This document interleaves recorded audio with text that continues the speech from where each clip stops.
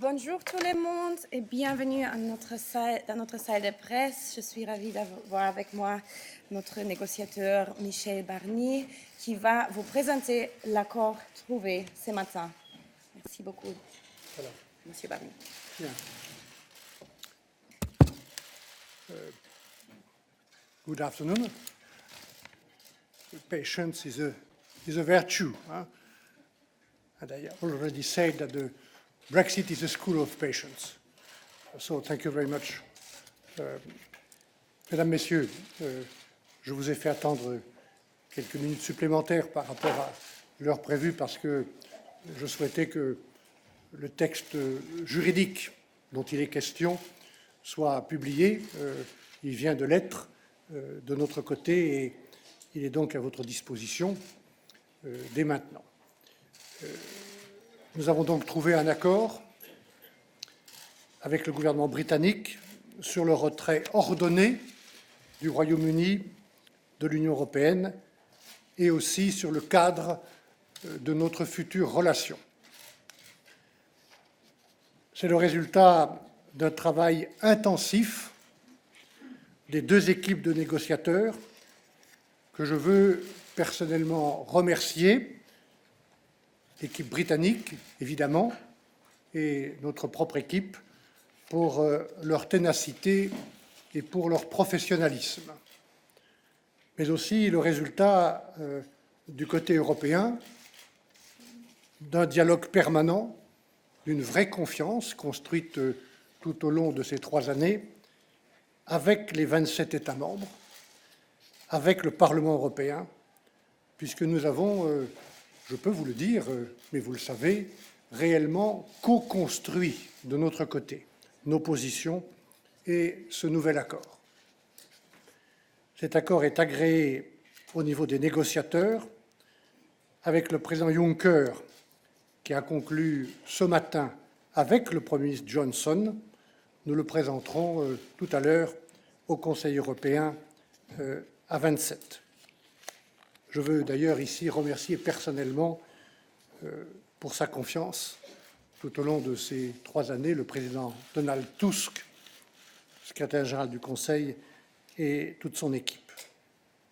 Ce texte, mesdames et messieurs, permet d'apporter de la sécurité juridique, de la certitude, partout là où le Brexit crée, comme toute séparation, de l'incertitude. Et en particulier et d'abord pour les citoyens européens au Royaume-Uni, les citoyens britanniques qui vivent dans un de nos États membres. Ces citoyens ont toujours été et resteront notre priorité, celle des États membres, et je veux le dire aussi, celle du Parlement européen. L'incertitude pour ces citoyens a trop duré. Grâce à cet accord, leurs droits seront enfin garantis dans la durée. Certitude aussi pour les porteurs de projets innombrables, financés par le budget de l'Union européenne dans les 27 États membres et au Royaume-Uni, puisque, grâce à cet accord, les engagements financiers déjà pris à 28 seront bien respectés et honorés à 28.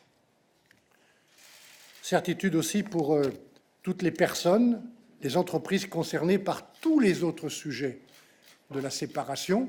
Je vous ai dit ici, dans mon tout premier point presse il y a 3 ans, que les conséquences sociales, humaines, juridiques, économiques, techniques, financières étaient innombrables. Pour toutes ces personnes et ces entreprises concernées par tous les autres sujets, il y aura désormais davantage de certitude. Je pense à Euratom, je pense à la protection des droits de propriété intellectuelle existants, à la protection des indications géographiques, à la protection des données personnelles. Enfin, cette proposition comprend aussi la période de transition qui avait été demandée par le gouvernement britannique et qui durera jusqu'à la fin de l'année 2020, 14 mois désormais, 14 mois, et peut-être 1 année ou 2 années de plus en cas d'accord conjoint du Royaume-Uni et de l'Union européenne. Ladies and gentlemen, the UK government has wanted to open one point in the withdrawal agreement, a key point, the question of the protocol on Ireland and Northern Ireland. Throughout these negotiations, the EU and the UK were fully committed to protect peace, to protect stability on the island of Ireland. We had to reconcile two objectives.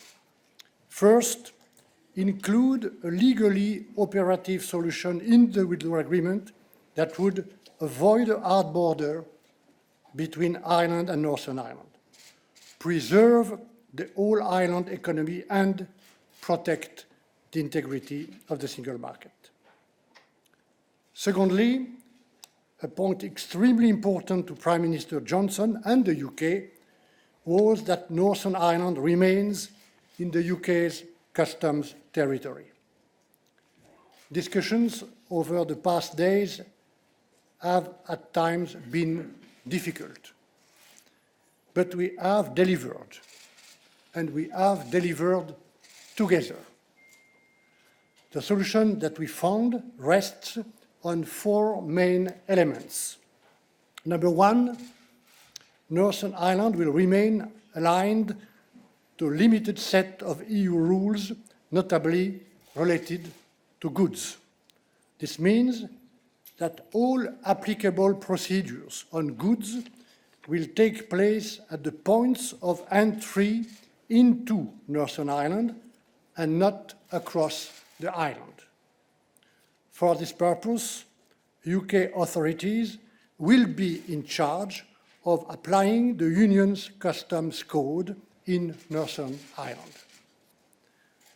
Number two, beyond applicable procedures, there is also the question of customs duties. Northern Ireland will remain in the UK's customs territory. It will therefore benefit from the UK's future trade policy.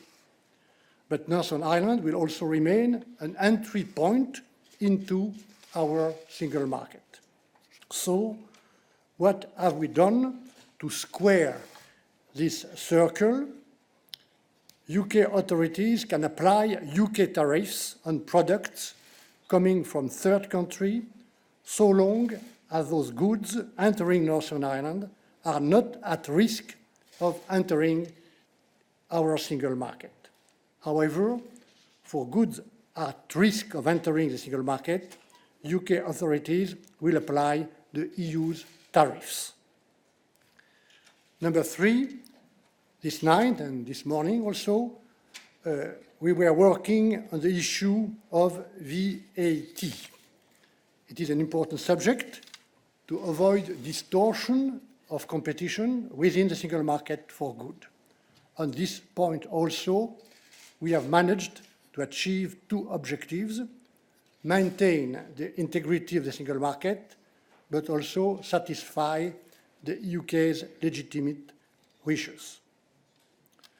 And finally, number four, Prime Minister Johnson and the Taoiseach wanted to ensure long-term democratic support for the application by the UK authorities of relevant Union rules in Northern Ireland. 4 years after the entry into force of the protocol, the elected representatives of Northern Ireland will be able to decide by simple majority whether to continue applying relevant Union rules in Northern Ireland or not. This democratic support is a cornerstone of our newly agreed approach. Why? Because this newly agreed protocol is no longer to be replaced by a subsequent agreement between the EU and the UK. So, it makes sense to ensure consent. Ladies and gentlemen, obviously, when discussing Northern Ireland, we talk about the economy, about technical matters, about goods. But let me say very frankly that for me, since day one, since 3 years. What really matters are the people of Northern Ireland and Ireland. What really matters is peace.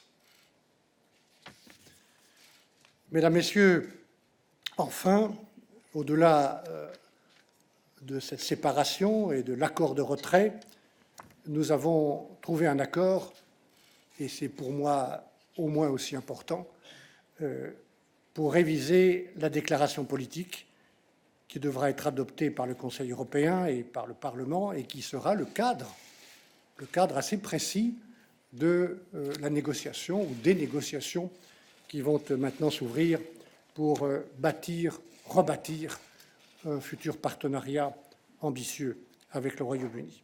Pays ami, pays partenaire, pays allié. Sur ce point, le gouvernement de Boris Johnson a fait un choix clair sur le plan de la relation future économique, c'est le choix d'un accord de libre-échange. Toute référence à d'autres options, notamment l'option de créer éventuellement entre nous un territoire douanier unique, a donc été éliminée. Ce qui ne change pas, en revanche, c'est, si je puis dire, notre proximité géographique, assez durable. C'est aussi notre interdépendance avec l'économie du Royaume-Uni, très forte. Nous nous sommes mis d'accord pour avoir des garanties solides de level playing field afin de permettre un accord de libre-échange ambitieux, ça veut dire sans tarifs et sans quotas.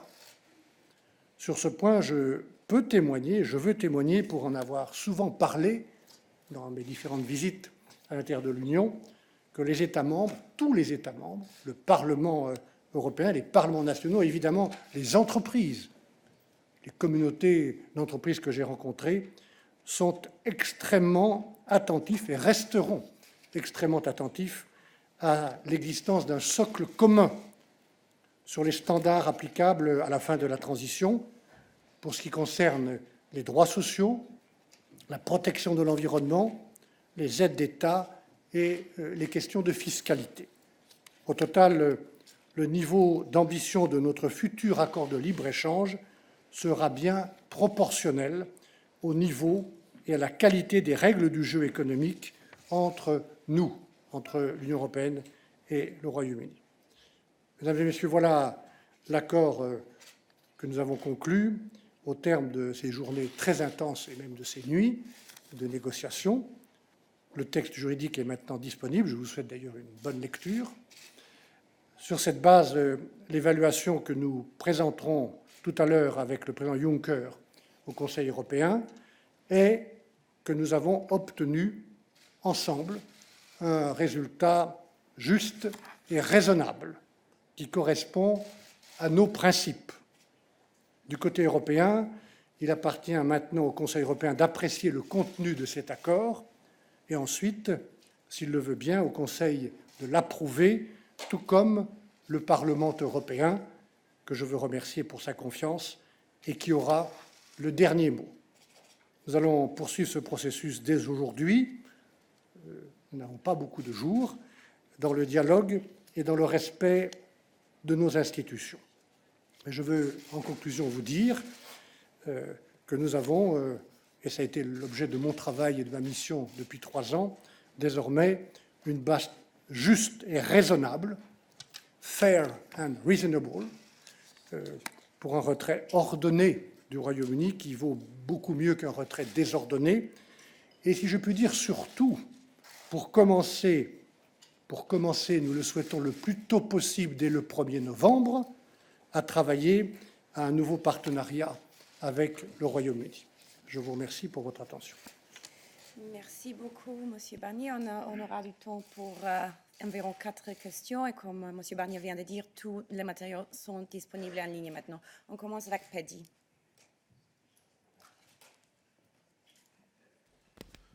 Yeah, Mr. Barnier, Paddy Smith, Irish Times. Is it possible for a deal agreed at this late stage to be ratified by European leaders at this summit, or will they have to call another summit to look at the legal text and finally formalise it?